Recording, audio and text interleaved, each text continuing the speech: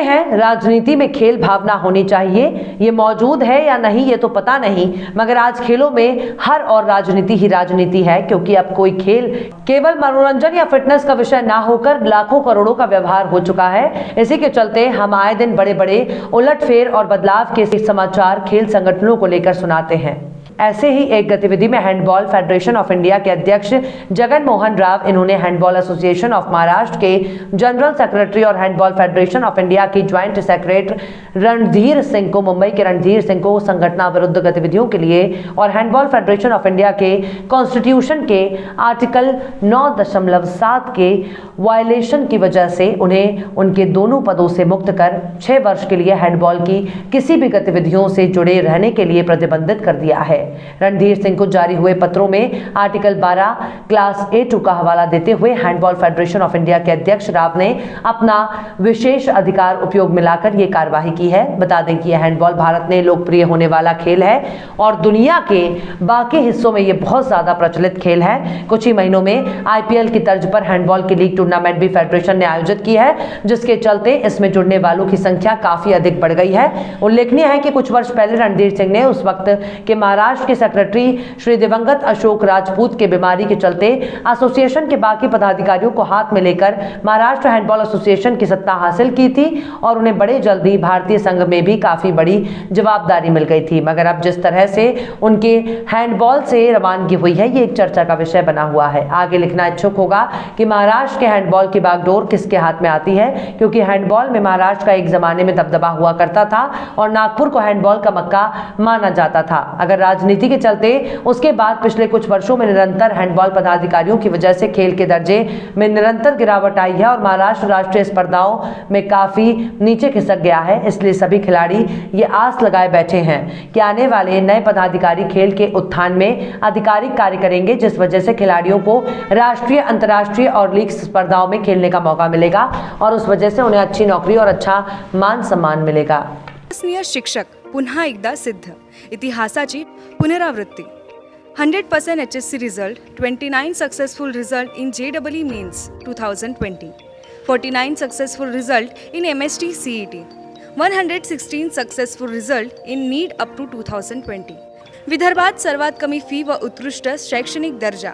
Admission open for 11-12 IIT JEE NEET and MST CET. आजच आपली seat नक्की करा. प्रवेश घेण्यासाठी www.jlcchandrapur.com या वेबसाईटवर फॉर्म भरा किंवा कॉलेजच्या ऑफिसात येऊन आपला प्रवेश निश्चित करा. जनता career launcher, care of Janata B.Ed college, civil lines, Chandrapur. Residential campus, Datara road, Ramnagar, Chandrapur.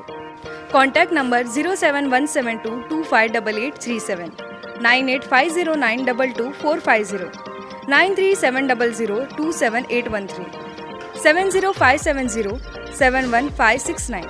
Bharatiya Janata party दिव्यांग विकास आघाड़ी नागपुर शहर की ओर से महाराष्ट्र सरकार संविधान दिवस पर नागपुर के संविधान चौक पर विरोध कर रही है। बिना किसी मदद के कई विकलांग लोगों की पेंशन रोक दी जाती है। सरकार द्वारा कोई ठोस कदम नहीं उठाया जाता।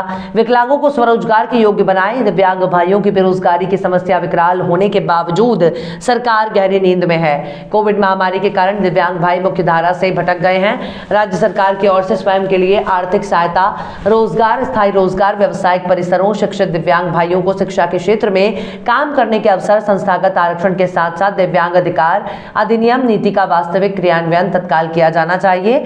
नहीं तो दिव्यांग भाइयों द्वारा तीव्र आंदोलन किया जाएगा और महाराष्ट्र सरकार जिम्मेदार होगी। भारत माता की जय। राजा शिव छत्रपति शिवाजी महाराज की जय। राजा शिव छत्रपति शिवाजी महाराज की जय। वंदे मातरम, वंदे मातरम। दिव्यांगांना न्याय मिळालाच पाहिजे, दिव्यांगांना न्याय। आज जागतिक अपंग दिनाच्या सर्व दिव्यांग बांधवांना हार्दिक शुभेच्छा। आज या नागपूर महानगराचे अध्यक्ष प्रवीणजी दटके, भारतीय जनता पार्टी नागपूर शहर, तसेच दिव्यांग आघाडी विकास आघाडीचे आमचे अध्यक्ष श्री श्रीकांतजी मोटे यांच्या नेतृत्वामध्ये आज या ठिकाणी महाराष्ट्र शासनाचा आम्ही निषेध करतो। हा निषेध करण्यामागे उद्देश असा आहे की एकीकडे आज जागतिक दिव्यांग दिन आहे। आपण बघताय जगामध्ये दिव्यांगांची परिस्थिती फार चांगली आहे। प्रगत राष्ट्रामध्ये तर अजूनही चांगली आहे आणि त्या आज सोशल मीडियाच्या माध्यमातून सगळे बघताय। तेव्हा आम्हाला आपल्याबद्दल खच्चीकरण होत आहे असं कुठेतरी वाटतं आहे आणि त्यामुळे सगळे वैयक्तिकरित्या या ठिकाणी जमलेले आहे. कारण आम्ही बऱ्याचशा दिव्यांगांना आज जेव्हा काल फोन केले आणि इतरांशी जेव्हा आमचे संपर्क आले ते सगळे म्हणाले की आपल्या देशात आपल्या दिव्यांगाबद्दल काहीच विचार केला जात नाही. महाराष्ट्र शासनाने 2016मध्ये लोकसभेमध्ये जे बिल पारित झालं त्या अनुषंगानं केवळ आम्हाला ज्या आमच्या मागण्या आहेत त्या ज्या दिलेल्या आहे लोकसभेत बिल जे पारित झालं आहे त्या अनुषंगानं तरी त्या पूर्ण व्हाव्या अशी आमची इच्छा आहे, पण त्याही कुठं पूर्ण होताना दिसत नाही. स्थानिक स्वराज्य संस्थाच्या माध्यमातून जेव्हा दिव्यांगांना 5% निधीचं वाटप केलं जात आहे त्यामध्ये जे निकष लावले जात आहे तेही फार विचित्र आहे. कारण आज वयाच्या सुद्धा जाचकटी लावत आहे.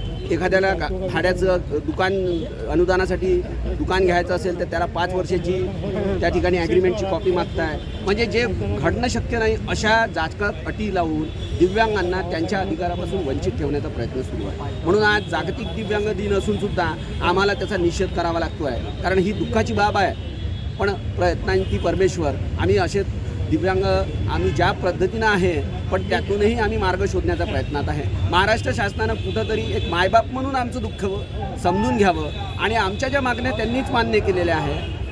लोकसभेमध्ये बिल पारित झालं आहे त्या तरी केवळ आम्हाला मिळाव्या यासाठीच आजचा निषेध आहे.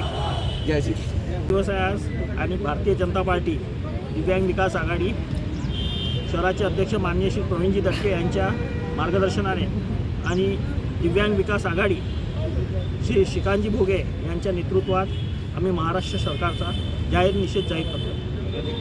महाराष्ट्र सरकारने मागच्या 2 वर्षापासून कोविड काळामध्ये दिव्यांगांना 1 रुपयाची मदत केलेली नाही आहे. शिवाय त्यांना जे नियमित पेन्शन जे येत होते त्याच्यावर सुद्धा त्यांनी गडंतर आणलेलं आहे. अनेक लोक पेन्शनपासून आमचे दिव्यांग बांधव वंचित झालेले आहे. त्यांना भुकमरीची परिस्थिती उद्भवलेली आहे. महाराष्ट्र शासन जे आहे स्वयंरोजगाराकडे नींद झोपलेला आहे. याच्याकडे कोणत्याही अधिकाऱ्याचं प्रशासनाचं बिलकुलच लक्ष नाही आहे. याच्याकडे जर तुरंत लक्ष दिलेलं नाही आहे तर आम्ही तीव्र आंदोलन करण्याची आम्ही चेतावणी महाराष्ट्र शासनाला देत आहे. प्रश्न असो किंवा त्यांना जे 200 चौरस फूट जागेचा जो प्रश्न आहे याच्यावर सुद्धा त्यांनी कोणताच तोडगा काढलेला नाही आहे. यावर जर लक्ष दिलेलं नाही आहे तर आम्हाला मग मुंबईच्या अधिवेशनावर तीव्र आंदोलन पर्याय उरलेला नाही आहे.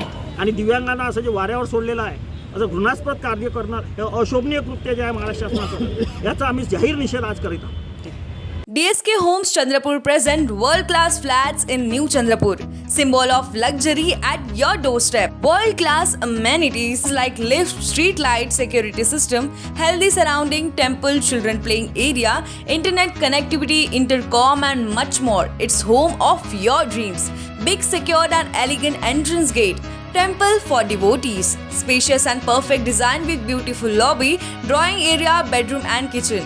You will love it because it's pocket friendly, eco-friendly and Vastu compliant. We assure you that your search ends here. Hurry up, limited flats available. Contact DSK Homes Corporate Office, Ekdanta Plaza, Hospital Ward, Kasturba Road, Chandrapur. Mobile number 9422336633.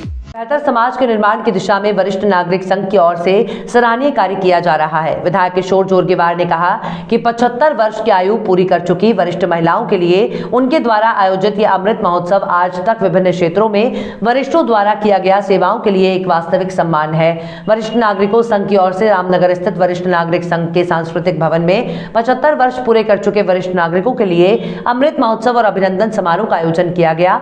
यह कार्यक्रम में उद्घाटन वक्ता के रूप में बोल रहे थे। समारोह की अध्यक्षता राष्ट्रपति पुलिस वीरता पदक के अध्यक्ष और वरिष्ठ नागरिक संघ के अध्यक्ष महादेव पिंपलकर, समतावादी हिंदू धर्म परिषद के संस्थापक अध्यक्ष ज्ञानेश वाकुडकर, ओबीसी नेता और सामाजिक कार्यकर्ता अशोक जिप्तोड़े मुख्य अतिथि के रूप में उपस्थित थे। जोरगेवार ने कहा कि वरिष्ठों के अनुभवी मार्गदर्शन के बिना किसी भी क्षेत्र में सफल यात्रा संभव नहीं है। मेरा सौभाग्य है कि मुझे वरिष्ठ नागरिक संघ के कार्यक्रम में बार बार आने का अवसर मिला। उन्होंने ये भी कहा कि इस तरह के आयोजन नियमित रूप से होते रहने चाहिए। केशवराव चौधरी, वरिष्ठ नागरिक संघ के उपाध्यक्ष सचिव माणिकराव अंधारे, संयुक्त सचिव देवराव सोन पितारे, कोषाध्यक्ष माणिकराव गहोकर, लेखा अन्वेषक विठल घुमडे सहित बड़ी संख्या में वरिष्ठ नागरिक उपस्थित थे। Sitara family garden and restaurant Chandrapur का अपने स्वाद और सेवा के लिए जाना माना होटल सितारा अब परिवार के लिए भी फैमिली गार्डन रेस्टोरेंट होटल सितारा, वही स्वाद मगर एक नया अंदाज।